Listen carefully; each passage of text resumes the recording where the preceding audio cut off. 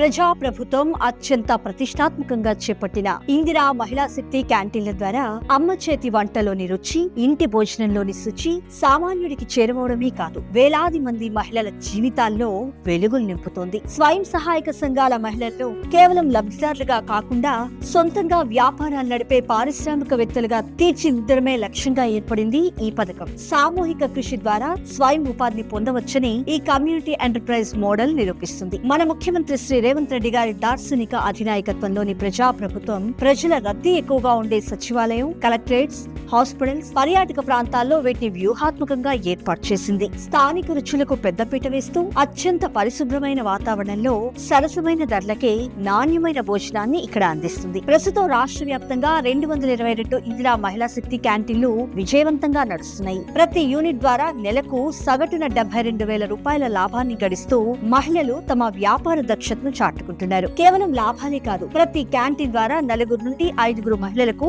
ఉపాధి అవకాశాలు లభిస్తున్నాయి. మహిళల ఆర్థిక ఎదుగుదలే రాష్ట్ర ప్రగతికి బలమైన పునాదిగా నమ్మిన ప్రజా ప్రభుత్వం ఈ క్యాంటీన్ల ద్వారా అట్టడుగు వర్గాల మహిళలను సైతం ఆర్థికంగా ముందంజలో నిలబెడుతుంది.